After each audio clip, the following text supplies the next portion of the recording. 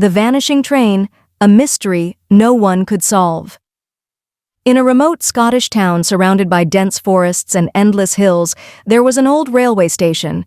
It was known as Station Number, yet Inchi locals avoided it, calling it cursed.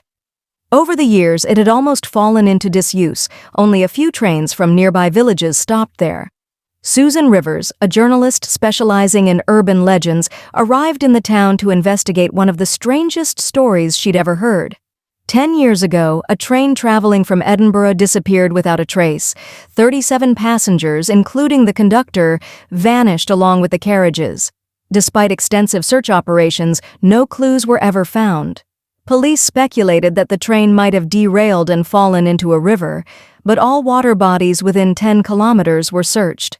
No wreckage, no bodies, nothing. The last place the train was seen was at station number 8. Susan pored over old archives, newspaper clippings, and interviewed the townspeople. Most refused to talk about the incident. They would shake their heads and mutter, "That place is cursed.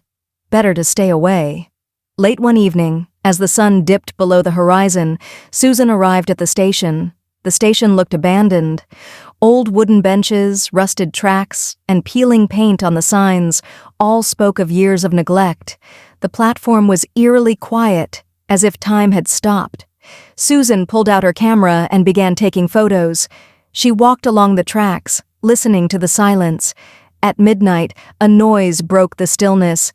It began as a faint rumble, but grew louder with each passing second. Susan froze. This was impossible. There were no scheduled night trains. She turned toward the tracks and saw headlights in the distance. Moments later, an old steam train appeared, its dark green carriages shrouded in black smoke. The train screeched to a halt in front of her, filling the air with the smell of burning coal. The carriage doors slid open. Susan stood rooted to the spot. She wanted to run, but her legs felt like they were made of lead. "Step inside, Miss Rivers," a deep voice called out. She turned, but no one was there.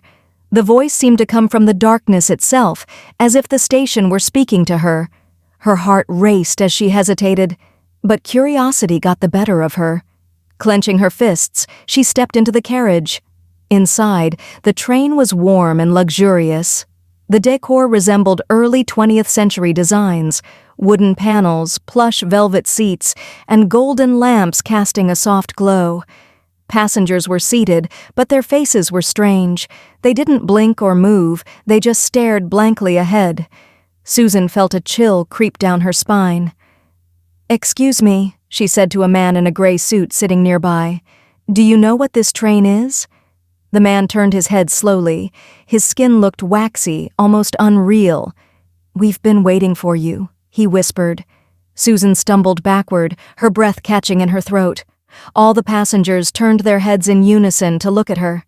Their eyes were empty, yet she felt as though they were peering straight into her soul. The train lurched forward, and Susan nearly lost her balance. She grabbed onto a nearby pole, her heart pounding. "What is this place? Why am I here?" she shouted. At the far end of the carriage, a tall figure emerged from the shadows. Dressed in a black cloak, its face was hidden beneath a deep hood, but its crimson eyes glowed like embers in the dark.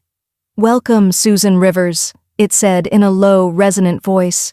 She took a step back, her legs trembling. "Who are you?"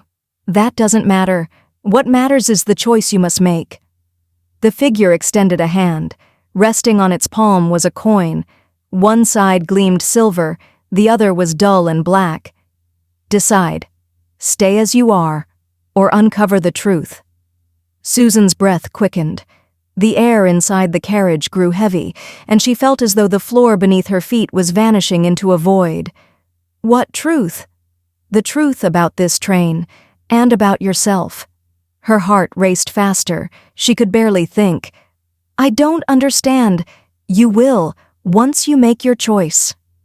Susan hesitated, her fingers trembling as she reached for the coin.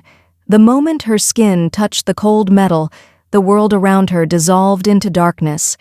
She woke up on the platform. The train was gone. In her hand, she still held the coin.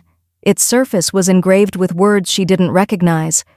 "Welcome to eternity." Susan's chest tightened. Something inside her had changed. She struggled to her feet, her legs weak. Turning toward the station's glass door, she caught her reflection.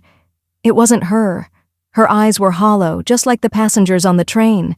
Now she understood the truth. But she also realized the price she had paid to learn it.